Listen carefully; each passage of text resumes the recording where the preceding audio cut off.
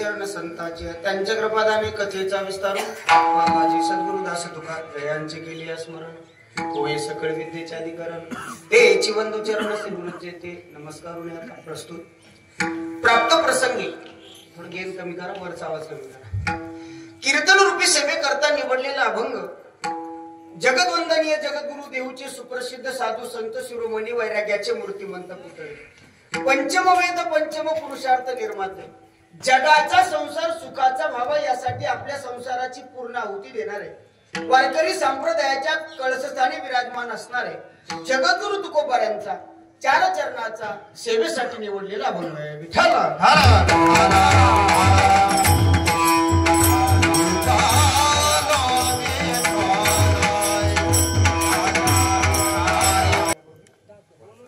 अल्पशा बुद्धीने अल्पशा पर्यायाचा तो असा आपल्या श्री क्षेत्र वागधारा या नगरीमध्ये तुम्हा सगळ्यांना ज्ञात आहे तरी वक्ता या नात्यानं माझं सांगण्यात कर्तव्य आहे की आपल्या आजची कीर्तन सेवा ही नैमित्तिक कीर्तन सेवा आहे या सेवेचा योग्यता भजन करा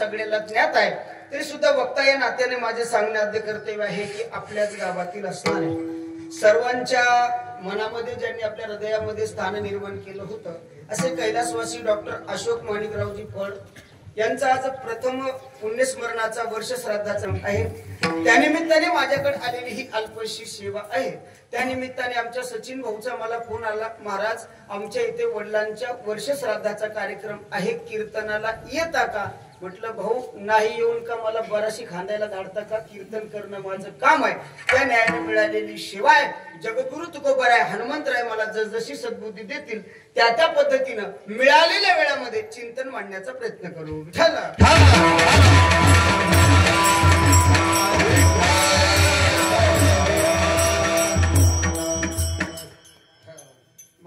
काळजी करू नका हे हार मी घरी नेणार आहे आणि नुसता घरी नेणार नाही गेटवर गेलं की गळ्यात घालणारे मग बायकोला म्हणणारे दारोगड बय आता माझ्याकडे लक्ष द्या माफी मागतो मी माझ्या गळ्यातला हार कोणाच्या गळ्यात घालू देत नाही माझं वैयक्तिक मत आहे माझं असं मत आहे की देवाच्या गळ्यात जरी आपण हार घातला तर निर्माल्य म्हणून विसर्जित करणारी माणसं माझ्यासारख्या सामान्य कीर्तनकाराच्या गळ्यातला हार विनेकराच्या गळ्यात घालतात मला मान्य नाही बाकी कुठल्याही परंपरेने आपला विरोध नाही विठाला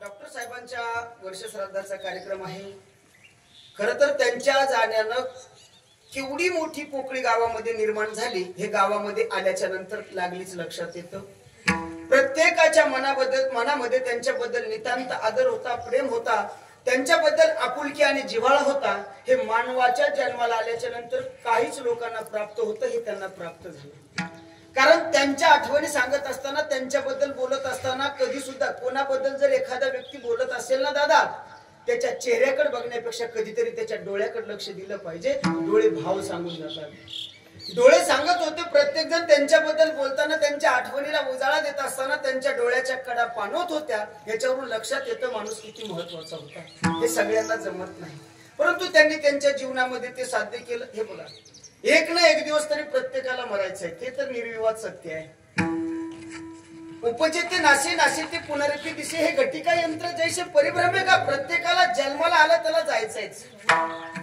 खरं जर सांगायचं जर झालं तर महाराज असं म्हणतात की देवाचे अवतार सुद्धा इथं शिल्लक राहिले नाही ना येथे नाही उरवाले अवतार येरते पामर जीव किती तुम्ही आम्ही तर सामान्य आहेत मग जन्माला आलो ना मग जगून घेतलं पाहिजे आणि असं मरताना मेलं पाहिजे मी तर असं म्हणेल दादा तुमची श्रीमंती तुमच्या बँकेच्या बॅलन्सनं कधीच होऊ शकत नाही.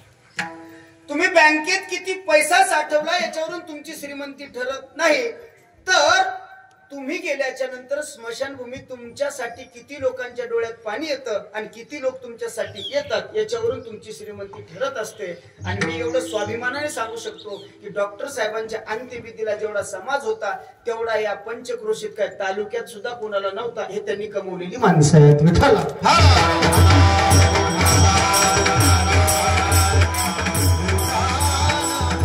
सेवेसाठी निवडलेला अभंग जगद्गुरु तुकोबरायांचा आहे. तुम्ही सर्वजण माझ्याकडे असं त्या ठिकाणी टक लावून बघतायत. मला आनंद वाटतोय की तुम्हाला अपेक्षा आहेत महाराजाकडून काहीतरी आपण चांगलं ऐकलं पाहिजे. कारण डॉक्टर साहेबांच्या मुलांचा सुद्धा किंवा त्यांच्या सोबतचा जो मित्र परिवार आहे फार अट्टहासी आहेत महाराज. चांगली कीर्तनकार गावात आली पाहिजे हा त्यांचा मानस असतो. पण त्यांचं यावेळेस दुर्दैव असं म्हणावं लागेल की तोही महाराज भेटला नाही. आणि तुम्ही चांगल्या अपेक्षेनं माझ्याकडे बघूच नका, कारण वारीत इकडे महाराज भेटतो तो चांगलाच असतो असं नाही. लक्षात येतं का? मी फार म्हणजे थोडक्यात काय तर तूट लावणे ज्याला म्हणतो ना आपण, तूट लावले. जेवढा ब्रँडेड पुढे आपण सरकी लावायला आणतो तेवढा तूट लावायला आणत नाही. ती फक्त रिकामी जागा भरायची अपेक्षा असते. तसं मी रिकामी जागा भरण्यासाठी आलेलो आहे.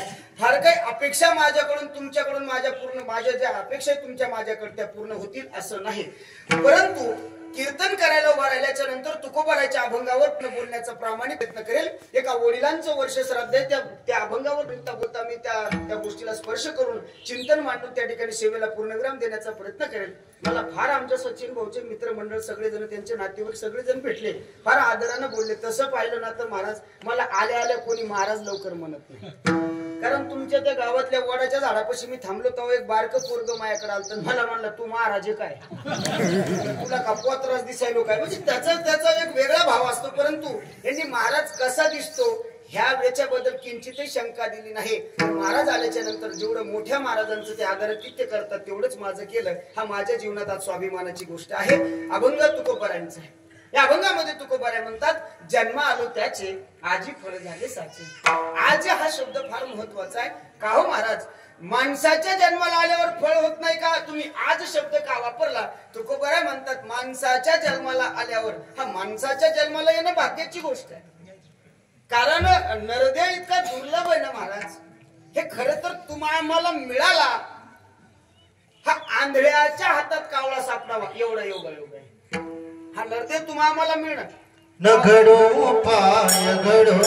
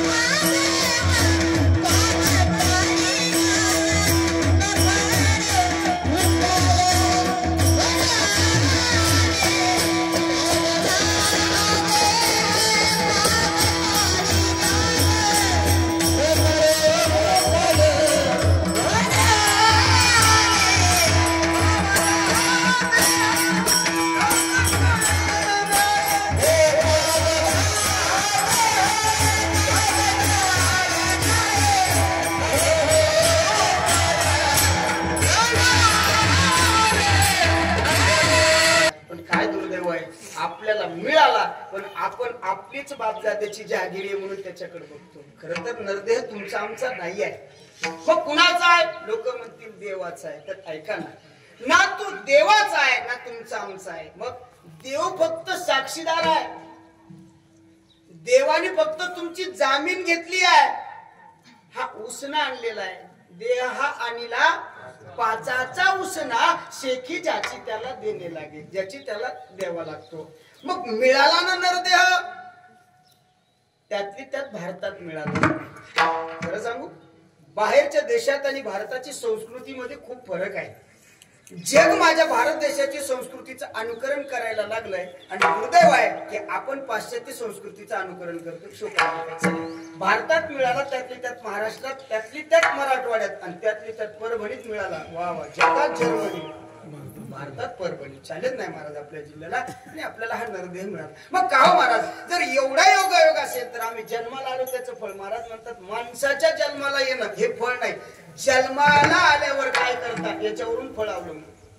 मग मिळाला नरदेह त्याचं आज फळ झालं, जन्म आलो त्याचे आज फळ झाले साचे. महाराज असं काय झालं की आज तुम्हाला त्या जन्माला आल्याचं फळ. वरचा आवाज कमी करा, ते पंक्तीला आवाज देताना वरचा आवाज ठेवायचा, आता नाही. कारण लोक घरून ऐकतात आणि जेवायला देतात. माझं म्हणणं जेवण पण घरून केलं तर काय फरक पडणार. शंका आली म्हणून विचारलं, बाकी काही नाही. तिकडे लक्ष द्या. महाराज ऐका, मग का हो तू बरं आहे, जन्माला आलो त्या दिवशी नाही, आज जन्माला आल्याचं फळ नेमकं आज असं काय प्राप्त झालं. तुकोबर आहे म्हणतात त्याचं कारण आहे, आम्हाला जीवनामध्ये संतांनी आमचा सांभाळ केला. तुम्ही सांभाळले संती, संतांनी सांभाळ करण्याचा आणि जीवनाचं फळ होण्याचा काय अर्थार्थी संबंध आहे. तुकोबर आहे म्हणतात फार मोठा संबंध आहे. संतांनी आपला सांभाळ केला की दोन गोष्टी प्राप्त होतात. कोणती? पहिली गोष्ट आहे भीती जाते आणि खंत जाते. भय निरसले खंती. भीती आणि खंत गेली की माणसाच्या जन्माचं आल्याचं फळ होतं. आता कसं होतं आपण अभंगामध्ये पुढे बघणार आहोत. मग का हो तुकोबर आहे, जन्म आलो त्याचे आज फळ झालं. संतांनी तुमचा सांभाळ केला, तुमच्या जीवनातली भीती आणि खंत गेली. आता तुम्हाला कसं वाटतंय. तुकोबर आहे म्हणतात आता मला धन्य वाटतंय. धन्य धन्य झालो, कृत्य कृत्य झालो. माणूस धन्य केव्हा होतो माहित आहे, जेव्हा अंतःकरणात इच्छा पूर्ण होते तेव्हा माणूस धन्य होतो. तुकोबर आहे म्हणतात कृत्य कृत्य झालो, इच्छा केली ती पावलो. आणि काय इच्छा केली ती पावलो, कारण आहे तुम्ही सांभाळिले संती. ध्रुवपदावर यायचं. आणि शेवटी तुकोबर आहे म्हणतात तुका म्हणे काळ. हा जो काळ आहे ना, आता आम्हाला काहीच करू शकत नाही. आता करू न शके बळ किंवा काही करू न शके बळ. का? तुम्ही सांभाळिले संती, भय निरसले खंती. सेवेसाठी निवडलेल्या चारही चरणाचा सरळ सोपा स्पष्ट भावार्थ तुमच्या समोर ठेवला. आता माझ्या पद्धतीने बोलायला मी मोकळा आहे. विठाला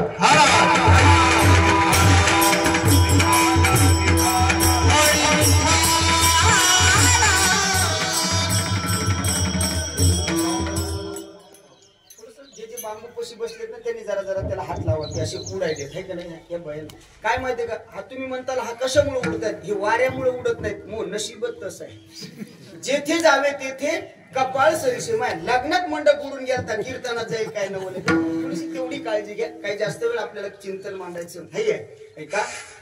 जन्म आलो त्याचे, आपण माणसाच्या जन्माला आलो त्याचं खऱ्या अर्थानं आपण फलित करून घेतलं पाहिजे. कळून घ्या ना किती कष्ट आहे त्या नरदेहाला आल्याच्या नंतर. पण हा नरदेह तुम्ही वासा आहे इथं आपल्या जीवनाचं फळ करून घेता येतं. बाकीच्या देहामध्ये नाही हो. पशु काय पाप पुण्य जाणती. काय करणार आहे मला सांगा. म्हशी कीर्तनाला येऊ शकतात का? बोला बोला. म्हशी कीर्तनाला येऊ शकतात का? नाही. बरं ज्या नाही आल्या त्या म्हशी का? मला असं नाही म्हणायचं नाही, पण म्हशी येऊ शकत नाही एवढं खरं आहे. का? कारण बाकीच्या देहामध्ये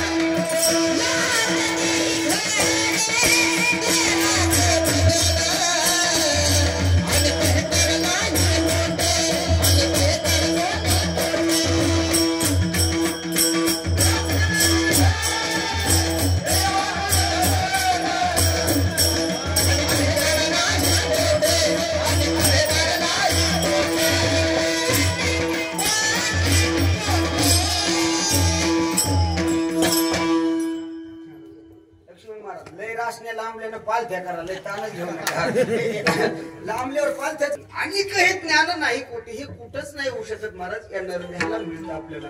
मग आपण माणसाच्या जन्माला आलोय ना, खरं सांगू जन्माला आलोय ना, जगून घेतलं पाहिजे. असं जगलं पाहिजे, असं जगलं पाहिजे की जगत असताना मी एक दिवस मरणार आहे याचं स्मरण असलं पाहिजे. माझं वाक्य कळतंय का बघा. काही लोक जगताना असं जगतात असं वाटतं कधी मरणारच नाही. जगताना असं जगतात असं वाटतं कधी मरणारच नाही. आणि मरताना असं मरतात असं वाटतं कधी जगलेच का नाही. काही उपयोग नाही. अरे असं जगावं आणि असं मरावं. मला जर कुणी म्हटलं ना महाराज मरण यावं तर कसं यावं, मी म्हणेल डॉक्टर साहेबांनी जेवढी लोक कमवले ना तेवढी लोक कमवले की नक्कीच यावं, तेव्हा मरणाची धन्यता आहे. ऐका तुका म्हणे एका मरणाची सरे उत्तमची उरे कीर्ती मागे. अहो लोकांच्या मनामध्ये अधिराज्य करणं, कारण संतांचं सुद्धा तेच काम आहे. एकदा का संत लोकांना कळायला लागले, बघा तुम्ही आता ज्ञानोबारांचा एवढा मोठा पालखी सोहळा तुकोबारांचा चालू आहे, काय सांगावं. अहो रथामध्ये ज्यावेळेस माझ्या ज्ञानोबाराच्या पादुका जात आहेत ना पालखीमध्ये, त्यांचं चरण स्पर्श करण्यासाठी लोकांची किती घाई आहे. काल आम्ही गेलो होतो त्यावेळेस तिथं बघितलं, एक जण पाय धरता धरता खाली पडलं, त्याच्यावर 5-50 जणांनी त्याच्या अंगावर पाय दिले. अहो नुसता स्पर्श व्हावा म्हणून लोक मरायला तयार आहेत. त्या ज्ञानोबाराला जिवंतपणे लोकांनी खाऊ सुद्धा घातलं नाही. हा जगाचा इतिहास आहे. पण एकदा का जगाला संत कळाले की संत पुन्हा थांबत नाही. माझं वाक्य कळतंय का? जगाला जर संत ओळखले तर संत थांबत नाहीत का? आता दिसू नये जना ऐसे करी नारायणा, थांबत नाहीत. माणसं आपली आपली शिकेली ही लोक त्यांचं कार्य पूर्ण करतात. म्हणतात ना ही माणसं गेले दिगंबर ईश्वर विभूती आणि राहिल्या त्या कीर्ती जगा माझी. त्यांनी केलेलं काम, त्यांनी केलेलं जे कर्म आहे ते शिल्लक राहत असतं. आणि खऱ्या अर्थानं या नरदेह तुम्हा आम्हाला प्राप्त झाला की आपण आपल्या जीवनाचं फळ करून घेतलं पाहिजे. तुकोबाराय म्हणतात माझ्या जन्माचं आज फळ झालं अभंगाचं पहिलं जन्म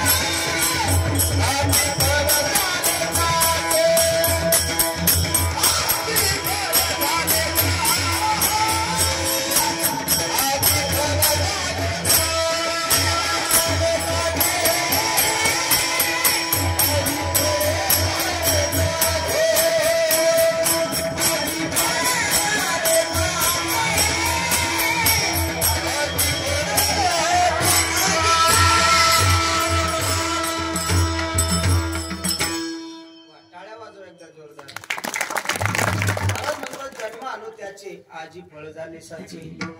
आज शब्द वारंवार खटकतो महाराज. अभंग रचना लक्षात ठेवा. संतांनी अभंग लिहिल्याच्या नंतर आपल्या बुद्धीने विचार करायला सुरुवात केली पाहिजे. आपण परंपरेने अभंग म्हणतो पण जास्त डोकं लावत नाही. माझं असं मत असतं की आपण अभंगावर कोणता शब्द कशासाठी लावला याचं जर चिंतन केलं आणि अख्खा गाथा नाही कळू द्या, अख्खी ज्ञानेश्वरी नाही कळू द्या, पण अनुभव घ्यायला काय हरकत आहे? त्या अभंगाबद्दल विचार करायला काय हरकत आहे? आज शब्द वापरला कारण जन्माला आलो.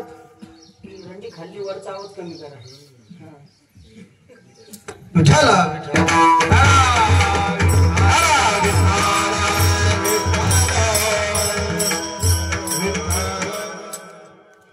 एकदा लिंक लागली ना मग असं होतं. मग आपलं हे बघा, मी एकदा हिरवटी लागलो की मग ते मोका घरासारखं आहे, मग दुधाचा इसर पडतो. इकडे लक्ष द्या. कारण तुम्ही चांगलं ऐकणारी माणसं आहेत, मोठे मोठे वक्त्याचं ऐकणारी माणसं आहेत. आणि म्हणून मला ही रिकामी जागा भरत असताना उणीव वाटू नये या संबंधाने बोलण्याचा प्रयत्न करायचा आहे. काय होतं, एखाद्या अभंगावर चिंतन मांडत असताना त्याचा सखोल विचार केला तर, आणि बघा तुम्ही जितकं खोदत जाल ना तेवढं मिळत जातं. म्हणतात ना, खोदत पाणी घोकत विद्या. तुम्ही खांदत गेलात तर पाणी लागणार आहे आणि घोकत गेलात तर विद्या प्राप्त होणार आहे. काही काही अभंग असे असतात बघा तुम्ही, शिवभोळा चक्रवर्ती त्याचे पाय माझे चित्ती. त्याचं ध्रुवपद काय आहे? वाचे वदता शिवनाम आणि तयान बाधी क्रोधकाम. किती सरळ आहे, किती सरळ आहे. एक पोरग उठलं होतं कीर्तनात, मला म्हणे महाराज, म्हटलं काय? वाचे वदता शिवनाम आणि तयान बाधी क्रोधकाम, याचा अर्थ काय? म्हटलं येड्या, हे कोणाला बी विचार ना, कोणी पण सांगल. ते म्हणला कोणी पण नाही, हे तुम्हीच सांगायचं. मी म्हटलं मग ऐक, वाचे वदता, मुखाने जर भगवान शिवशंकराचं नाव घेतलं, भगवंताचं नाव घेतलं की परिणाम काय होतो? तयान बाधी क्रोधकाम, त्याला काम आणि क्रोधाची बाधा होत नाही. ते पोरग हसलं आणि मला म्हणलं राहू द्या. हा म्हणलं का हसला? ते म्हणला मला वाटलं तुम्हाला येत असून. अरे म्हणलं सांगितलं ना. नाही ना म्हणला राहू द्या. मी लय मोठ्या मोठ्या महाराजांनी विचारलं. मोठे मोठे महाराज कळाले का तुम्हाला? मोठे मोठे महाराज कळाले का?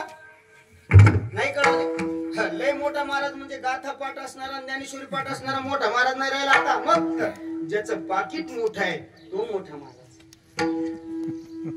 मी लय मोठ्या महाराजाने विचारलं पण त्याला सांगता आलं नाही. तुम्ही सांगणार मला अपेक्षाच नाही. मी म्हटलं अरे दादा सोपं आहे ना, वाचे वदता शिवनाम तयान बाधी क्रोधकाम. म्हणला महाराज, ज्या महादेवाचं नाव घेतल्यावर काम क्रोध जातो असं तुम्ही म्हणता, त्या महादेवालाच काम आवडता आलं नाही. याचं उत्तर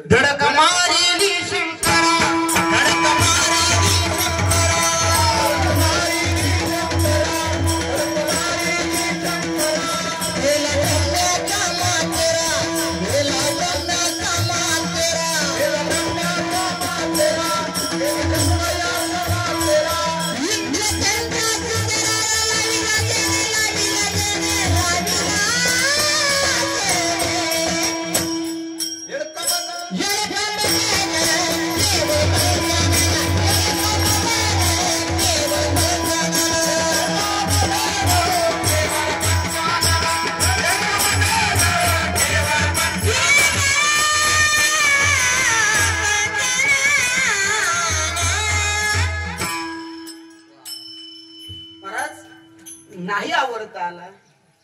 कामाची कोतवाली आणि हरिहराचे अब्रू घेतो भय नाही त्यासी. अहो महाराज, ज्या महादेवाचं नाव घेतल्यावर काम क्रोधाची बाधा होत नाही म्हणतात, त्यालाच आवडता आला नाही. विचार करायसारखं आहे का नाही? बरं आपल्याला कधी विचार आला का? कवाच नाही. माझ्या नावाने जर गंगाखेडला दुकानदार उधार देत असेल, मी गेल्यावर चहा पिऊन द्यायला पाहिजे का नाही? मी गेल्यावर जर मला ओळखतच नसेल तर माझ्या नावावर होतं, कशावरून म्हणावं? तसंच आहे, भगवान शिवशंकराचं नाव घेतल्यावर काम क्रोधाची बाधा होत नाही म्हणता, त्यालाच आवडता आलं नाही. महाराज म्हणतात त्याला का आवडतं? भगवान शिवशंकराला सुद्धा काम आवडता आला असता, पण त्यांनी त्याचं नाव घेतलं नाही. हा त्याच्या मागचा सिद्धांत आहे. ही गोष्ट आपण लक्षात ठेवावी.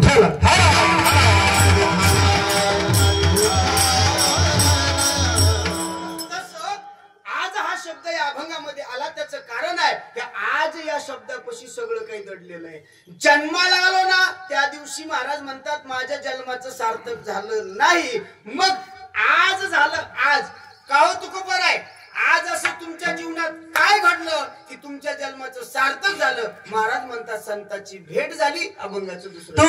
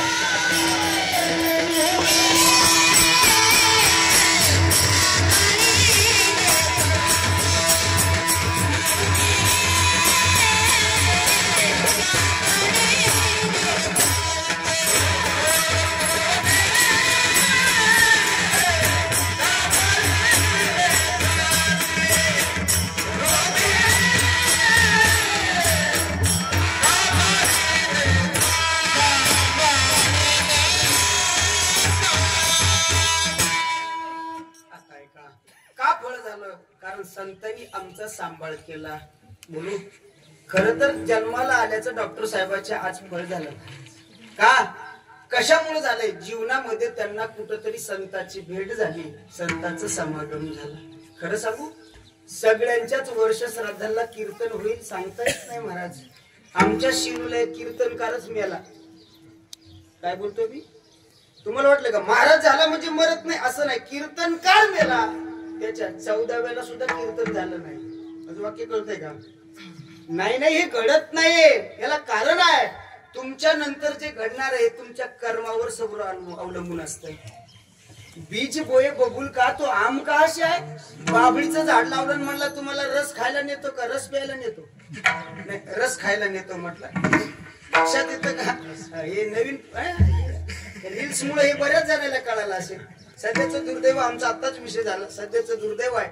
येडे लोक रील्स बनवतात आणि शहाणे लोक बघतात. हे सगळ्यात मोठं दुर्दैव. पूर्वी शहाणी माणसं बोलायची आणि येडे ऐकायची, आणि शहाण्याचं ऐकून येडी माणसं हुशार व्हायची. आता येडे बोलतात आणि शहाणे ऐकतात. आता काय? आणि सध्याचं बघ साहेब, कीर्तन काही सोपं राहिलं नाही. 2 तास लोकांना एका जागेवर बसून ठेवणं आता सोपं नाही. आता जमाना रील्स आहे.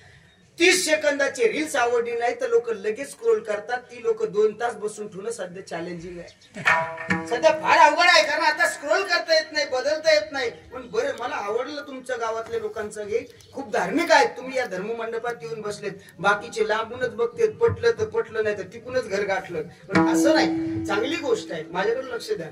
मग जन्म आलो त्याचे आजी फळ झाले साचे. यांच्या जन्माचं फळ आज का झालं? जीवनात कुठेतरी संतांनी सांभाळ केला. यानं त्या प्रकारे संतांनी त्यांचा सांभाळ केला. संतांनी सांभाळ केल्यावर काय होतं? तू बरं फार गोड अभंगामध्ये बोलतात, तुम्ही सांभाळले संती भय निरसले खंती. जीवनातली भीती आणि खंत संत नेऊन घालतात, म्हणून जगण्याला अर्थ आहे. खरं सांगू, तुमच्या आमच्याकडे आज सगळं आहे, पण तुम्ही आम्ही सुखी किंवा समाधानी आज नाहीये. कुणालाही विचारा, जो देखे सो दुखिया रे बाबा, सुखिया कोई नाही. महाराजाला विचारला का पोतराजाला विचारा, संसारिकाला विचारा का परमार्थिकाला विचारा, शेतकऱ्याला विचारा का नोकरदाराला विचारा. यान त्या कारणाने प्रत्येक जण दुखी आहे. कोणी तन दुखी आहे, कोणी मन दुखी आहे, कोणी धन दुखी आहे, कोणी शरीरानं दुखी आहे, कोणी मनानं दुखी आहे, कोणी पैशानं दुखी आहे. सगळ्या गोष्टीनं प्रत्येक जण दुखी आहे. पण या संसारामध्ये त्याचं कारणच आहे. बरं, आपण ज्या संसारात आलो त्या संसाराचं मूळच दुःख रूप आहे. लक्षात येते का? संसार दुःख मूळ. मला सांगा, ज्याचं मूळ दुःख रूप आहे त्याच्यात सुखाची अपेक्षा करणं मूर्खपणा आहे का? बघा, सोपं सांगतो तुम्हाला. लिंबाचं झाड माहितीये ना? लिंबाचं झाड म्हणजे ते लिंबू नाही, लिंब, त्याला लिंबुळ्या येतात. हा, म्हणजे आपलं हे कळालं पाहिजे. त्या लिंबाच्या झाडाची मुळी चावून बघा. मुळी खांदा आणि चावा, कशी लागेल? बोला बोला. कडू लागेल, कडू लागेल. आता ज्याची मुळीच कडू आहे त्याच्याकडून काय गोडाची अपेक्षा आहे? चला पुढे. त्या लिंबाची साल खा, कशी लागेल? कडू लागेल. लिंबाचा पाला खा, कसा लागेल? लिंबुळी खा, कशी लागेल? कडू. फुलुरा खा, कसा लागेल?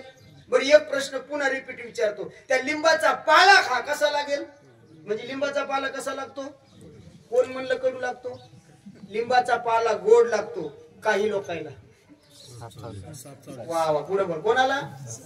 नाही, सापावरले आळ घालूच नका. ज्याला विष बाधा झाली त्याला.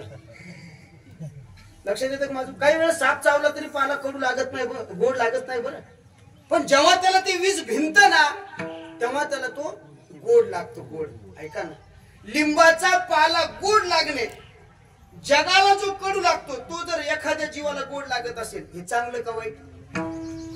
वाईट कसं राहिलो? जे जगाला कडू लागतं ते तुम्हाला गोड लागतं, हे चांगलं आहे का नाही?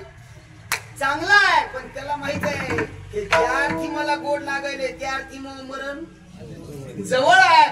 ऐका, जगाला कडू लागणारा लिंबाचा पाला ज्या अर्थी एखाद्याला गोड लागतो असं समजावं, याला विषबाधा झाली. कळतंय का माझं बोलणं? तसंच आहे, संसार दुःख रूप आहे, पण काही लोकांना गोड लागायला लागला, काही लोकांना गोड लागतो. ऐका ना, काही लोकांना लिंबाचा पाला गोड लागतो कारण त्याला विषबाधा झाली, आणि काही लोकांना संसार गोड लागतो त्याचं कारण आहे याला विषयाची बाधा झाली.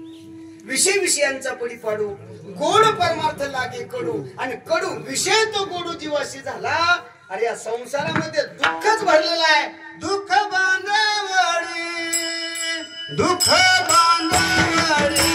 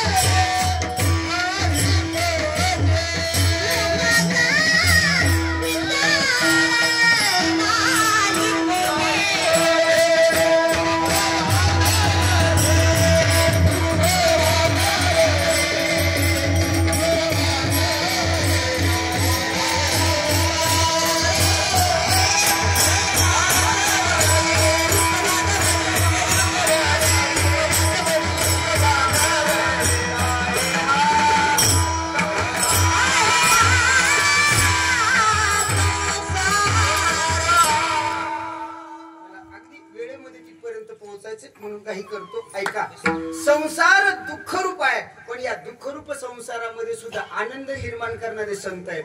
फार दोन वाक्य फार गोड बोलून जातो, माझ्याकडे लक्ष द्या. कदाचित आपल्या कीर्तनाचा सार समजा, कारण शेवटचे 10 मिनिटं मला शेवटी बोलायचंय. ऐका, जीवनातलं दुःख, ह्या संसार दुःखी आहे ना, दुःखी संसार आनंदी करणारं साधन जगाच्या पाठीवर जर एकमेव काय असेल तर ते संत आहे.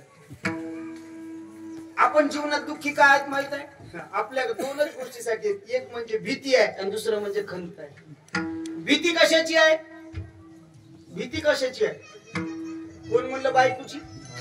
आम्हाला आहे बायकोची, घरात झाली ती. भीती कशाची आहे? मरणाची भीती आहे. बरं मला सांगा, घाबरायचं कशाला? ज्याच्यापासून वाचता येतं त्याला भ्यावं. आज वाक्य करतोय, ज्याच्यापासून आपल्याला वाचता येईल किंवा ज्याचा आपला संपर्क येणार नाही त्याला घाबरावं. मरणाचा एक ना एक दिवस आपल्याशी संपर्क येणार आहे. एक ना एक दिवस मरायचंच, कोणीही असू द्या. एक जण म्हणला मी मरणार नाही. म्हणलं कस काय? म्हणलं मंत्री मोह साडू. काय म्हणलं ते? मंत्री मोह साडू आहे. त्याला दुसऱ्या दिवशी फोन आला, मंत्री. जर मंत्री असेल, मुख्यमंत्री असेल, आमदार असेल, भले आणि सोयरे भले भले, चांगले चांगले सोयरे असू द्या, तुम्हाला कोणीच वाट.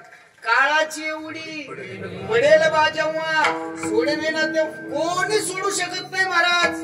मग एक दिवस मरायचंय ना, मग माझं मत आहे त्या मरणाला आपण हसत हसत सामोरं गेलं पाहिजे. पण त्याच्यासाठी आपल्याला अगोदर त्या पद्धतीचं जीवन जगावं. बघा संत काय करतात, मला या वाक्यावर बोलायचंय. आपल्या जीवनातली भीती आणि खंत घालवतात. खरं सांगू, खरंच आपल्याला संत भेटावे, आपल्याला ज्या गोष्टीचं दुःख आहे त्या गोष्टीचा आनंद वाटायला लागतो. ऐका, दोन पोरं वट्यावर बसले. वट्टा कळतो ना, हे असं बसले वट्यावर, हे असा वाट्यावर. दोन पोरं वट्यावर बसले. इकडे लक्ष द्या. दोन पोरं वट्यावर बसले. दिवाळी होती, दिवाळी. आणि एक पोरग श्रीमंताचं होतं आणि एक पोरग गरीबाचं होतं. श्रीमंताच्या पोराला फटाके आणले होते. तुमच्या फटाक्या काय म्हणतात? फटाकडे फटाके काय कळत? हे म्हणजे ते फटाक्या वाजवत होत. फटाक्या वाजवायचा नियम आहे, अगरबत्ती पेटवायची, बरोबर आहे.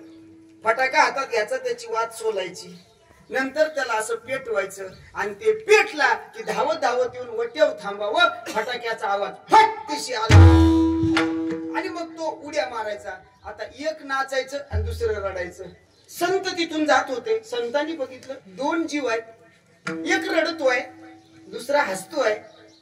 संत हसणाऱ्याकडे कधी आधी जात नाहीत, रडणाऱ्याकडे आधी जातात, ही गोष्ट लक्षात ठेव. आईचं सुद्धा तसंच आहे. पोरायला वाटतं माईचा जीव दोन्ही लेकरात सारखा नसतो, मायबापाचा जीव दोन्ही पोरात सारखा नसतो, असं लोकांना वाटतं ना. हे खरं आहे का? खरं आहे. नाही म्हणाले कुशाल, खरं आहे. माय बापाचा जीव दोन्ही पोरात सारखा नसतो. मग ज्या पोराचं चांगलं आहे त्याच्यावर जीव कमी असतो, आणि ज्या पोराची परिस्थिती थोडी बिकट आहे त्याच्यावर जास्त असतो. आणि त्यांना आपल्या विचारातून, आपल्या प्रेमातून त्या दोन्हीला इक्वल बॅलन्स करायचा असतं, हा भाव असतो. लक्षात ठेवा. बघा, आईचं प्रेम ज्या पोराची परिस्थिती नाजूक आहे त्याच्यावर विशेष असतं ना, कारण तिला दोन्ही बरोबर आणायचे असतात. ही गोष्ट आपण लक्षात ठेवली पाहिजे. अगोदर संत हसणाऱ्याकडे कधीच जात नाहीत, रडणाऱ्याकडे जातात. त्या रडणाऱ्याकडे गेले आणि त्याला विचारलं, दादा तू का रडतो? तो म्हणला, काहो महाराज, बघा ना, याचा बाप श्रीमंत, एवढ्या फटाक्या आणल्या, तो फटाका वाजवतोय, वाजला की नाचतोय, मी गरीब आहे, मी रडतोय. महाराज म्हणले, मी तुला काही देऊ का? ते म्हणला, तुलाच खिसा नाही, मला काय देशील? संताची व्याख्या करून घ्या. ज्याला खिसा नाही तो हा असं आपण लक्ष, आणि ज्याला खिसा आहे तो जंत. इकडे लक्ष द्या. आता माझं बोलणं कळालं. अहो, तुम्हाला संत म्हणतात सुख हे पैशानं मिळत नसतं. चला, एक वाक्य फार गोड बोलून जातो, पटलं तर घ्या, नाही तर राहू द्या. तुम्ही सुखी आहात. सुखी राहण्यासाठी पैसा लागत नाही. सुखी राहण्यासाठी पैसा लागत नाही. उलट मी सुखी आहे हे जगाला दाखवायसाठी पैसा लागतो. बाकी सुखी राहायला काय लागत नाही. तुमच्या पायात चप्पल नसली तरी तुम्ही सुखी राहता ना. पण काही काही 5,000 8,000चा बूट आणलाय जण स्केचर कंपनीचा, कोणता 8,000 रुपयाचा. एवढा बूट घाल, तुला दाखवायचंय मी सुखी आहे. सुखी दाखवणं महत्वाचं नाही, सुखी राहणं महत्वाचं आहे. संतांनी सांगितलं, रे थांब ना, मी तुला सुखी करतो. तो म्हटलं, करा. संतांनी सांगितलं, ऐक, त्याच्या जवळची पिशवी आहे, कॅरी बॅग आहे, त्याच्या जवळची थैली आहे, त्याच्यात काय आहे? तो म्हणला, त्याच्यात फटाके आहे. तो काय करतो? काय नाही म्हणे, फटाक्याची वाट सोडतो, अगरबत्तीने फटाके पेटवतो. फटाके पेटली की पळत येऊन या वाट्या उभा राहतो. फटाका वाजला की नाचतो. म्हणे, फटाका वाजल्यावर त्याला ऐकू जास्त येतो, तुला कमी येतो, असं काही आहे का? ते म्हणला, अजिबात नाही, दोघायला सारखाच येतो. हा म्हणले, मग इथंच गणित आहे. घरात जा आणि गोधड घेऊन ये. तो घरात गेला, गोधड कळतं ना, गोधड आणलं, चाहेरी केलं आणि म्हटले, आता याच्यावर मांडी घालून बस. ते पोरग मांडी, आणि म्हटले, आता असा विचार कर, हे जे फटाके वाजविणारं पोरग आहे हे तुझ्या कामावरचा गडी आहे. तो काय करायचं? त्याला म्हणायचं, जाय जाय जाय, फटाका पेटव. मग तो जाणार. त्यानं फटाका पेटवला की तो पळत वापस यायचा, आणि फटाका वाजला की तो नाचायचं. गडी त्याचं काम करायला हा भाव मनात ठेवायचा. आणि मग तेव्हापासून हे पोरग म्हणायचं, जा फटाका लाव. त्याने फटाका पेटवला की पळपळ म्हणायचं, ते पळत यायचं. वाट्या उभा राहिला की फटाका वाजायचा, दोघही नाचायचे. जे पोरग रडत होतं ते आता नाचू लागलं. काही दिलं का त्याला? अहो, दिलं काहीच नाही, फक्त खरं ते दाखवून दिलं, आणि म्हणून तो नाचायला लागला. संत जीवनात आपल्याला भेटले की आपल्या जीवनातली खंत, भीती काढवण्याचं काम करतात. महाराज, ही गोष्ट लक्षात. भीती कशाची आहे? मरणाची आहे. खंत माझ्याकडे नाही, जगाकडे आहे, याची खंत आहे. बघा बरं तुम्ही, आपण दुःखी काय आहेत माहित आहे? आपल्याकडे आहे त्याच्यात आपण सुखी नाही, पण समोरच्याकडे आहे ते माझ्याकडे नाही, त्याच्यामुळे दुःखी आहे. आता पेशंट जास्त कोणते माहिती? शेजाऱ्याने दुसरा मजला चालू केला की बीपीची गोळी चालू होती. हा रोग कोणता आहे? माणसाला दोनच रोग झाले महाराज. एक तर हावऱ्या रोग आहे. हावऱ्या कळलं का तुम्हाला? मोह तर मला पाहिजेच, पण शेजाऱ्याचं बी मलाच पाहिजे, हे हावऱ्या रोग आहे. आणि दुसऱ्याचं न देखवणे हा एक रोग आहे. आमच्या शिरूला एक पेशंट आला होता, त्याचं पोट दुखू लागलं. डॉक्टरने त्याला गोळ्या लिहून दिल्या, जा म्हणे राहून जाईल. ते 3 दिवसांना आला. डॉक्टर साहेब, गोळ्यानं काही फरक पडला नाही. डॉक्टर म्हणले, एक काम करू, आपण सोनोग्राफी करू. डॉक्टरने त्याची सोनोग्राफी केली. परत दुसऱ्या दिवशी आला, डॉक्टर साहेब, सोनोग्राफीत काही नाही म्हणता, पण माझं पोट काही राहत नाही. डॉक्टर म्हणला, आता शेवटचा पर्याय, आपण एंडोस्कॉपी करू. ती एंडोस्कॉपी केली, पोटात काहीच नाही.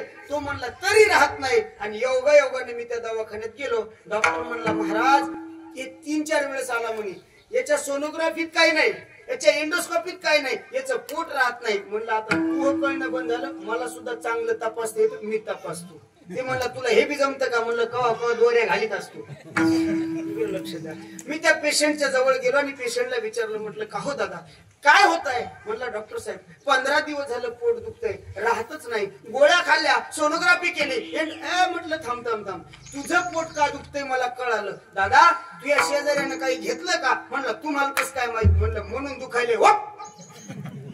हा लोकांचा नियम आहे. दुसऱ्याचं बघा तुम्ही, इतराच्या घाती मानेती संतोष.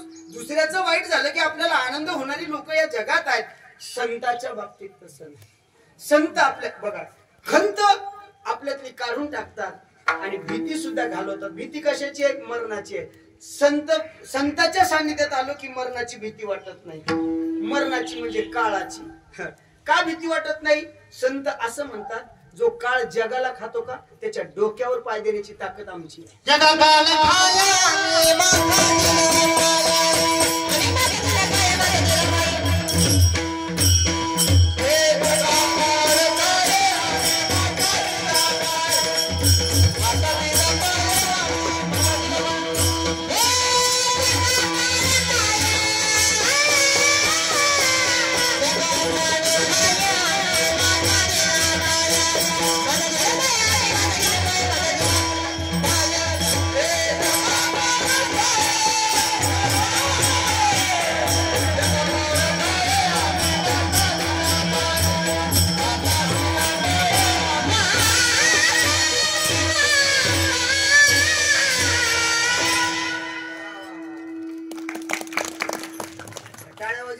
भूक लागत असते.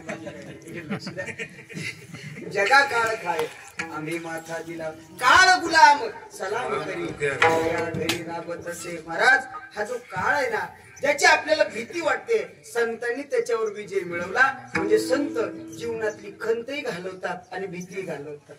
तुम्हाला सुखी व्हायचं ना, तुम्ही तोपर्यंत सुखी होणार नाहीत, तोपर्यंत तुमची भीती आणि खंत जाणार नाही, जोपर्यंत संतांनी सांगितलेला विचार तुम्हाला पटणार नाही. बघा एक दृष्टांत ठेवतो, पटलं तर घ्या. काय झालं, एका गावामध्ये 2 कुत्र्याची कळवण लागली. जे कळवण खेळतात ते कुत्रे असतात, याला अंडरलाईन करा. जे कळवण खेळतात ते कुत्रे असतात. 2 कुत्र्याची कळवण लागली. कळवण लागल्यावर, आता कळवण लागल्यावर कळत नाही लहान मोठा, गरीब श्रीमंत, भावकी भाऊ, चुलता मामा, अण्णा, काही कळत नाही. कळवण एवढी लागली की ती कळवण गावाच्या बाजूला, गावाला पाणी पुरवठा करणारे विहिरीत जाऊन दोन्ही कुत्रे पडले. आता कुत्रे विहिरीत पडल्यावर चांगले माणसं कुत्र्याच्या नादी लागत नाही, दिले सोडून. दोन्ही कुत्रे मरून पडले. 5 दिवस काहीच नाही, पण 6व्या दिवशी पाणी जे सप्लाय गावात येत होता बरं का सरपंच, त्या पाण्याचा यायला लागला वास. लोक आले, अ सरपंच पाण्याचा वास येतोय. हो म्हटले खरं आहे, पाण्याचा तर वास येतोय, काहीतरी ऐका, समस्या मांडल्या पाहिजे, लादल्या नाही पाहिजे, मार्ग निघत असतो. बरं, आणि कोणतंही संकट असू द्या, गावाने एकत्र येऊन विचारानं त्याच्यावर मात केली ना, तर तेव्हा माणसं क्रांती करत असतात. ही गोष्ट लक्षात ठेवा. ऐका, सगळं गाव एकत्र आलं, वास येतोय, पण करावं काय? ग्रामसभाच बोलवली. काय करायचं? एक जण उठून उभा राहिला, मी सांगतो म्हणे काय, ज्या ती पाण्याचा वास येतोय तो पाण्याचा वास घालवण्यासाठी आग्र्यावरचं अत्तर आणून पाण्यात टाकावं लागेल, त्याच्याशिवाय वास जाणार नाही. लोकांनी टाळ्याच वाजविल्या. टाळ्या वाजल्याच्या नंतर आणा म्हणले अत्तर, आणलं आग्र्याहून अत्तर, अत्तर टाकलं. ऐका ना, वास तर गेलाच, पण चांगला वास आला. कळतंय माझं बोलणं? वाईट फक्त काय करायचं होतं, घाण वास घालवायचा होता. घाण वास गेला आणि चांगला वास आला. लोक म्हणले वा वा, असा विचारवंत प्रत्येक गावात पाहिजे.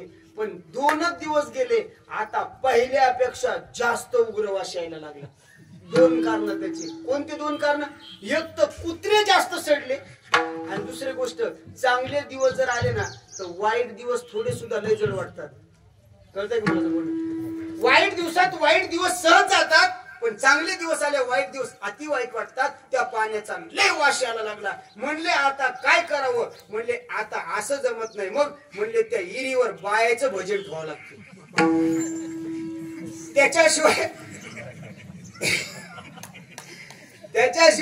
कारण सांगू, संतांनी एवढे अभंग लिहिले ना, तरी बायानं मनानं तयार केलेच महाराज.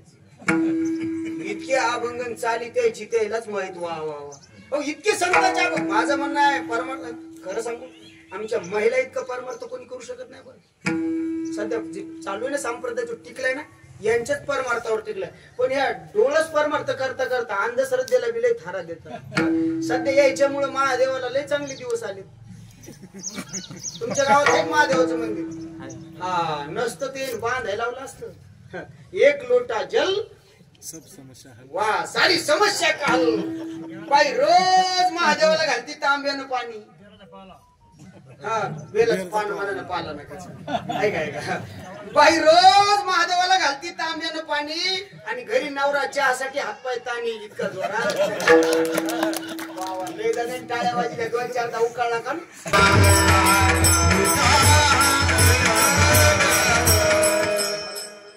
महादेवाला पाणी घालू नका या मताचा मी माणूस नाही. थोडस बोलतोच ऐका. महादेवाचं देवाचं संतांचं दर्शन तुम्ही घ्याच. त्याला काही नियम आहेत. दर्शन कुणी घ्यावं दर्शन कुणाचं घ्यावं आणि दर्शन का घ्यावं. दर्शन कुणी घ्यावं त्याच माऊलीनं सुवासिनी माऊलीचा नियम आहे. बरं सुवासिनी स्त्रीचा तिनं त्या माऊलीनं तेव्हा देवाचं किंवा संतांचं दर्शन घ्यावं जी आधी नवऱ्याच्या पाया पडते मग देवाच्या पडते. ती जर देवाच्या पाया पडत असेल महाराजाच्या पडत असेल आणि नवऱ्याच्या जर पडत नसेल तर महाराज म्हणतात पुण्य करता होय पाप. तरी एक बाई म्हणली महाराज तुम्हाला काय लागलं सांगायला. मला बी वाटतं मालकाच्या पाया पडाव पण त्याचे पाय नीट घरी पायच नीट घरी येत नाही तर कसं दर्शन घेऊ. त्याला एक अपवाद त्याला पर्याय प्रत्येक गोष्टीला असतात बरं का महाराज. मग महाराज कमीत कमी त्या माऊलीनं दर्शन घेत असताना काही नियम दर्शनाचे काही नियम आहेत. दोन्ही पायाच्या पाया दर्शन एकदा घ्यायचं नसतं महाराज. एकदा डाव्या पायाचं अंग आणि पूर्ण पायाचं दर्शन नाही अंगठ्यावर डोकं टेकायचं असतं. अंगठ्यावर संसारिक माणसाला जर संसारिक इच्छा पूर्ण करायची असेल तर डाव्या पायाच्या अंगठ्यावर आपलं डोकं टेकावं आणि परमार्थिक इच्छा काही जर असेल म्हणजे निरपेक्षपणे संत भेटले म्हणून दर्शन घ्यावं तर उजव्या पायाच्या अंगठ्यावर घ्यावं. ही कन्सेप्ट फार गोड आहे कळायला पाहिजे. दर्शन का घ्यायचं माहित आहे त्याचं कारण आहे. संसारिक माणसाला अपेक्षा असते सुखाची. ऐका ऐका आपल्याला अपेक्षा कशाची आहे सुखाची आहे. आपल्याला सुख कशात पाहिजे असतं नशिबात. आणि नशीब कुठं असतं इथं हात लावतो ना आपण. आणि ऐका ना मग इथं नशिबात सुख पाहिजे असतं. ते सुख कुठे माहित आहे देवाच्या आणि संतांच्या पायापाशी आहे. मी नाही बोलत प्रमाणात देतो फक्त प्रमाण म्हणायचे नाही. हा ऐका दोन्ही प्रमाण सांगतो. संतांच्या पायापाशी सुख वसे ह्याची ठाई बहुपायी संतांच्या आणि तुका म्हणे काही न मागे अनेक तुझे पायी सुख सर्व आहे. देवाच्या आणि संतांच्या पायापाशी सुख आहे आणि ते सुख आपल्या नशिबात यावं म्हणून आपलं कपाळ त्यांच्या पायावर ठेवावं लागतं. ही साधी कन्सेप्ट आहे. म्हणून दर्शन मालकाचं आधी घेतलं मग देवाचं केलं तर ते दर्शन प्राप्त होत असतं. ते काही नियम असतात महाराज आपण लक्षात ठेवलं पाहिजे. चला आणि मग लोकांनी विचार केला एवढा जर महिला मंडळाचं भजन चालू केलं तर कदाचित वास जाईल. महिला मंडळाचं भजन झालं काही फरक पडला नाही उलट अजून जास्त वास यायला लागला. म्हटले मग चला पुरुष मंडळीचं भजन ठेवू तरी काही झालं नाही. म्हणले सप्ताह ठेवू सप्ताह ठेवला तरी वास गेला नाही. मग अन्नदान ठेवलं तरी वास गेला नाही. मग एक संत तिथं आले. संतांनी सांगितलं हे कशाचा कार्यक्रम चालू इरीवर काय सांगा म्हणे ज्या इरीचं पाणी गावाला आहे त्या पाण्याचा असा वास यायलाय की आम्ही काय करावं आम्हाला कळत नाही. ते संत म्हणले थांबा. ते संतांनी पाण्याचा वास नाही घेतला पाणी येतंय कुठून त्या इरीकडे बघितलं आणि त्या इरीत बघितल्यावर त्यांनी सांगितलं रे अगोदर तुम्हाला हे 2 सडकी कुत्रे बाहेर काढावे लागतील. त्या इरीतले 2 सडकी कुत्रे बाहेर काढले पाण्याचा उपसा केला आणि नंतर मिळालेलं पाणी हे शुद्ध होतं. त्याचा वास आला नाही. जोपर्यंत तुमच्या इरीतले सडकी कुत्रे जाणार नाहीत तोपर्यंत पाण्याचा वास जाणार नाही. ही जर साधी कन्सेप्ट असेल तर तुमच्या चित्तातला जोपर्यंत भीती आणि खंत जात नाही तोपर्यंत तुम्ही संसारात कधीच सुखी होऊ शकत नाही. ही सुद्धा त्याचे कन्सेप्ट आहे. गोष्ट लक्षात ठेवा.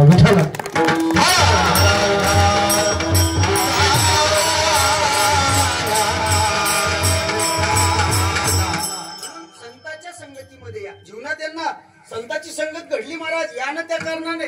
संत म्हणजे काय दाढी वाढवली जटा वाढवल्या भगवे कपडे घातले म्हणजे संत नाही होऊ शकत. महाराज जे का रंजले गांजले त्याशी म्हणे जो आपुले तोची साधू ओळखावा देव तेथेची जाणे. अरे ज्याशी अपंगिता नाही त्याशी धरी जो हृदयी तोची साधू ओळखावा देव तेथे. सरळ आहे महाराज. बघा तुम्ही साधू कोणाला म्हणावं? भगवे कपडे घातले त्याला नाही साधू म्हणायचं. मग ज्याने हे षड विकार धुतले ना त्याला साधू म्हणावं. ज्यांनी 6 धुतले तो साधू. बाकीचे संधी साधू. बघा एक माणूस नदीच्या कडेने जाऊ लागला. जाता जाता त्याला 2 तोळ्याची सोन्याची अंगठी दिसली. 2 तोळ्याची बस झाली का वाढवायची? बस झाली ना, महागाई आहे. 2 तोळ्याची अंगठी बघितली. बापरे म्हटला 2 तोळ्याची अंगठी आहे. उचलायला गेला आणि स्वतःला म्हणला काय येडा आहे. आणि तू साधू आहे सोनं काय करायचं? थांब म्हणला कोणाचं तरी कल्याण करू. आणि तेवढं ते कुंभार दादा येऊ लागले माती न्यायला नदीला. ओ कुंभार दादा इकडे या, मी तुमचं कल्याण करणार आहे. कुंभार दादा पळतच आले. करा ना माझं कल्याण. अरे म्हणला द्या आशीर्वाद. ते साधू म्हणले आशीर्वादाने कुठं कल्याण होतं का? मग ती अंगठी घे. तू म्हणला महाराज माझी नाहीच तर घेऊ कशी? अरे तुझी नाही मला माहित आहे, पण मला सापडली म्हणून तुला देतो. तो काय म्हणला माहित आहे महाराज? कधीपासून पाहिली? अर्धा तास झाला तिथंच उभा आहे. महाराज तुम्ही तरी अर्ध्या तासापूर्वी बघितली. 3 दिवस झालं बघतोय. माझी नाहीच तर घेऊ कशाला? हा वर्तमानातला ओरिजिनल साधू तू आहे. हा दाखवणार आहे. याला जरी घ्यायची नाही तरी सुद्धा त्याचा मोह सुटला नाही. साधू कुणालाही म्हणायचं नाही. संसारात राहून सुद्धा लोक संत बनू शकतात. दया करणे जे पुत्रासी आणि त्याची दासा आणि दासी. अरे जेवढं प्रेम स्वतःच्या कुटुंबावर केलं ना तेवढं प्रेम गावावर आणि गावातल्या परिसरातल्या लोकांवर केलं. म्हणून समाज एवढा हळहळतोय महाराज. लक्षात ठेवा. हा त्यांच्या ही भूमिका आहे. आणि म्हणून संगत चांगल्या लोकांची केली पाहिजे. त्यांच्या सानिध्यात जे आले ना, यांची संगत ज्यांनी केले ना ते वाईट विचाराला कधी जाऊ शकत नाही. हा संगतीचा परिणाम. संगत या शब्दाचा विग्रह करतो. मला किती वाजता? आता 2:15 झाले. 2:30ला थांबायचे ना? नाही ते 2:30च्या पुढे गेले की ओव्हर टाइम सुरू होतं म्हणून याचा नंबर घ्या बरं. नाही ते ओव्हर टाइम म्हणते ना मग 3 वाजता हे निघून जाते. मी कुठे बात बसलो नाही का? अगदी वेळेमध्ये कीर्तन आपल्याला सोडायचं. बघा असं म्हणतात शॉर्ट बट स्वीट. कमीच असं म्हणतात ना स्वीट बट काहीतरी असतं ते मला थोडं पण गोड. हा हे असं याला म्हणायचं ओरिजिनल इंग्लिश मधलं वाक्य आहे. हा थोडं पण गोड आपण बोलण्याचा प्रयत्न ना, जास्त नकोय. त्यामुळे अगदी वेळेमध्ये थांबायचे. ऐका महाराज संगत या शब्दाचा विग्रह करतो. फार गोड आहे. संगत व्याकरणाच्या दृष्टीने तसं तर व्याकरणाची कोणाला काही देणं घेणं राहिलं नाही बरं. आता व्याकरण लय लांब झालं. बरं मी एक प्रश्न विचारतो. सध्याच्या महाराष्ट्राच्या मुख्यमंत्र्याचं आडनाव काय आहे? फडणवीस. बरोबर आहे महाराज. ते फडणवीस नाही आहे. ते नळाचं ना नाही आहे. ते बाणाचं नाही हो. बाणाचं नाही. कळतंय का माझं बोलणं? फार व्याकरणाला फार अर्थ बदलतो बरं जर चुकलो आपण थोडं तरी. आमचे हिंदीचे सर आम्हाला एकदा शिकवत होते शाळेत आणि त्यांनी बोर्डावर वाक्य लिहिलं पकडो क्वामा मत जाने दो. काय लिहिलं? पकडो मत जाने दो. आता पकडो इकडं मत जाने दो का? तर क्वामाने पकडोला तोडलं ना. एक खोडगळ पोट उठलं आणि त्यांनी पकडो पसला क्वामा कट केला आणि मत पोशी टाकलं. आता काय झालं? पकडो मत जाने दो.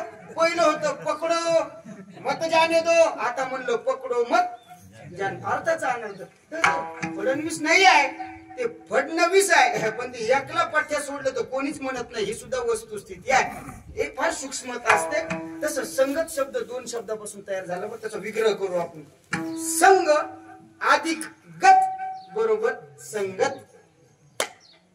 याच्यात खूप मोठं रहस्य लपलंय. आपण बघितलंच नाही. ऐका. संग अधिक गत बरोबर संगत म्हणजे काय? जसा संग कराल तशी गत होते. याला म्हणायचं संगत. कळालं का माझं बोलणं? जसा संग कराल तशी गत होती. लोक म्हणते ते चांगलं होतं पण त्याच्या नादी लागलं म्हणून अशी गत झाली. संग गत. लक्षात येतं का माझं बोलणं? चांगल्याची संगत करा. चांगल्याचा संग करा गत चांगली होईल. संताचा संग करा ना चांगलं होईल. आणि अजून एक वाक्य जाता जाता बोलतो. लहान कोणी राहू नका बरं का महाराज. माझं असं म्हणणं आहे आपण आपल्या किमती वाढवल्या पाहिजे. तो पारमार्थिक असो की प्रपंचिक असो आपापल्या किमती वाढवा. कारण ज्याला किंमत कमी आहे त्याला लोक किंमत देत नाही. तुम्ही लय साधे राहा, लोक मोजत नाही. तुम्ही आपली ताकद किंमत वाढवली पाहिजे. मग तो कोणी पण असू द्या, आपली किंमत वाढवा. बघा तुम्ही एक उदाहरण ठेवतो. डॉक्टर साहेब, तुम्ही आता डॉक्टर साहेबांचे मित्र होते, तुम्ही चहा पिता का? हा मोठ्याने सांगा. चहा पिणं काही वाईट नाही, ते दुसरं पिणं मग वाईट आहे. काय का चहा पिता ना? तुम्ही चहा बशीत पिता का कपात? कपात पिता का? कारण आता बशा राहिल्या, आता घरी बशा राहिल्या. हा घरी भरपूर बशा आहेत, पण घरी बशा नाही. हा हे लक्षात ठेवा. तुम्ही चहा कशात घेतला? कपात घेतला. पण कपात चहा पिताना तुमच्या लक्षात आलं या चहात माशी पडली. तुम्ही चहा पिणार का? नाही पिणार. मग तो चहा काय करणार? फेकून देणार. वा, का फेकला डॉक्टर साहेबांनी चहा? चहात माशी पडली म्हणून. बरोबर आहे? माना हलवा ना आपल्याला झालं मग. बरोबर आहे ना? बरोबर आहे. ऐका ना, अजिबात बरोबर नाही, चूक आहे तुमचं. त्यांनी चहात माशी पडली म्हणून चहा फेकलाच नाही. मग चहाची किंमत कमी आहे म्हणून फेकलं. समजा त्याच्याकडे कप भरून गावरान तूप आहे आणि ते तूप हातात घेतल्याबरोबर लक्षात आलं त्याच्यात माशी पडली. खरं सांगा, आता कप तूप फेकणार का माशी? आता का माशी फेकली? का फेकली? कारण तुपाची किंमत जास्त आहे आणि चहाची किंमत कमी आहे. हा लोक आणि हे तर डॉक्टर साहेब होते म्हणून त्यांना माशी बाहेर नुसती फेकली. काही काही ना तर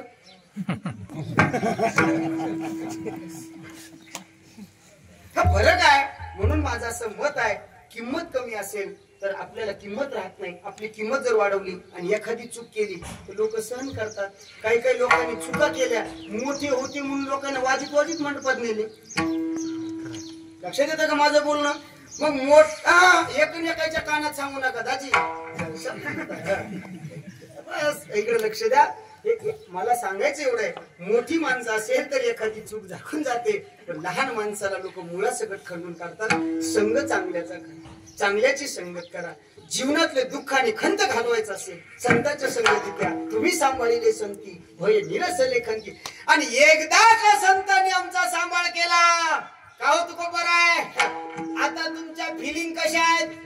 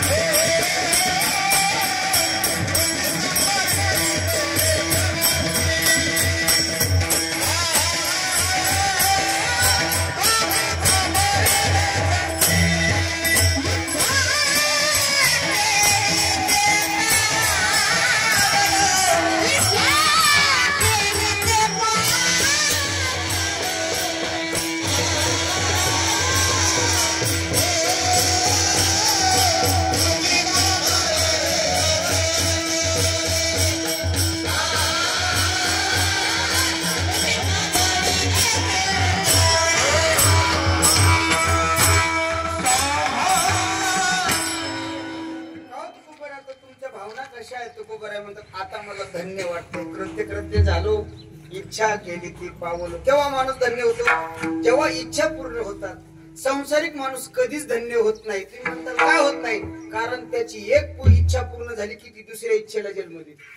लक्षात येतं माझं बोलणं? का महाराज, का तुम्ही का वारीला येत नाही? महाराज यंदा पोराचं लग्न होऊ द्या, लय मोठा ताण आलाय, लग्नच होईना. आणि दुर्दैवाची गोष्ट आहे महाराज, शेतकऱ्यासारखा मोठ्या मनाचा राजा माणूस या पृथ्वीवर जन्माला यायचा आणि शेतकऱ्याच्या मुलांचे लग्न होत नाही. ती सगळ्यात मोठी शोकांतिका आहे. माझं तर मी नेहमी बोलत असतो, तुम्ही पुणे मुंबईला जाऊन जर बघितले, तुम्ही लोकांना काय वाटतं की माईच्या हातात गेलो कारभार, पोरीचं लग्न कंपनीतल्या पोराला मुलगी द्यायची. कारण सरकारी नोकऱ्या खूप कमी राहिल्या साहेब. आता नाही, भरतीच नाही तर कुठून करणार आहेत? सरकारी नवरदेव पाहिजे, नाही राहिला आता. मग आता कंपनीचे हाल बघितले ना कोरोनाच्या टाइमात, किती भयानक परिस्थिती होती. माझे एक वाक्य ऐकाल, निर्व्यसनी आणि शेती करणाऱ्या मुलाला तुमची मुलगी द्या, तुमची मुलगी आयुष्यभर सुखात राहिल्याशिवाय राहणार नाही. एवढं मोठं काम तरी सुद्धा अतिशय. पण ठीक आहे, मुलाचं लग्न झालं ना मी धन्य आहे, मुलगा शिकला मी धन्य आहे. बरं झालं मुलगा शिकला महाराज, त्याला नोकरी लागली, आता शिकला ना, त्याची डिग्री पूर्ण झाली. पहिली इच्छा डिग्रीचीच होती, झाली ना डिग्री पूर्ण, त्या डिग्रीनं पुन्हा एका इच्छेला जन्म दिला, त्याला नोकरी लागली. तर बरं मिळाली नोकरी, चांगली पोरगी हुंडा देऊन मिळाली, म्हणजे एक इच्छा पूर्ण झाली की दुसरी इच्छेला पूर्ण देते, त्याला संसार म्हणायचा. परमार्थातली एकच इच्छा असती की आम्हाला जगाच्या मालकाला बघायचं आहे, आणि एकदा का जगाच्या मालकाला आम्ही बघितलं की का म्हणे जन्म आल्याचे सार्थक, विठ्ठलची एक देखलिया. आणि म्हणून महाराज संसारातली इच्छा पूर्ण होत असते. पण तुकोबाराय म्हणतात, भीती आणि खंत गेली, देवाशी आमचं नातं घट्ट झालं, आता कृत्य झालो, इच्छा केली ती पावलो, तुम्ही सांभाळले संती भय निरसने. एकदा मांडे घालून बसा, बैठे बैठे सावधान, आणि सगळेजण एकदा, नाही वटेवरले नाही बरं पडत असते, आणि सगळेजण एकदा संप्रदायपूर्वक जगाच्या मालकाचं भजन करा.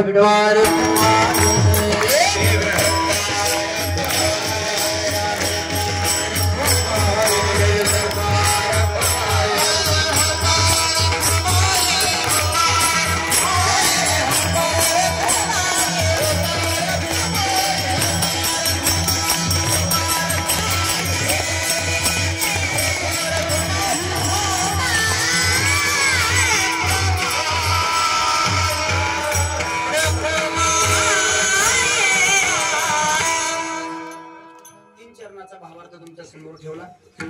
अगदी मला वेळ खुलवता एकदा किती वाजले सांगा, माझ्याकडे घडी नाही, मला पैसे आल्यावर घ्यायची. 2:30 वाजले. तुम्ही म्हणतात पैसे आले, बरं जाऊ द्या, पैसे आले बी घेत नाही, कारण आजकाल घडीचा भरोसा नाही, कोणी बी नाही आले त्याच्यानं नका आपल्याला आपली मै काल बरं एक जणांना बाकी डोकं लावू नका, इकडे लक्ष द्या. अगदी वेळेमध्ये थांबायचं आहे. ज्यांच्या प्रथम वर्ष श्राद्धानिमित्त हा कार्यक्रम आहे असे कैलासवासी डॉक्टर अशोक माणिकराव फड यांचा प्रथम पुण्यस्मरणाचा कार्यक्रम आहे. त्यानिमित्ताने त्यांचे दोन्ही चिरंजीव आहेत, सचिन अशोकराव फड, संदीप अशोकराव फड, त्यांचे वडील माणिकराव निवृत्ती फड, त्यांचे बंधू पंडित माणिकराव फड.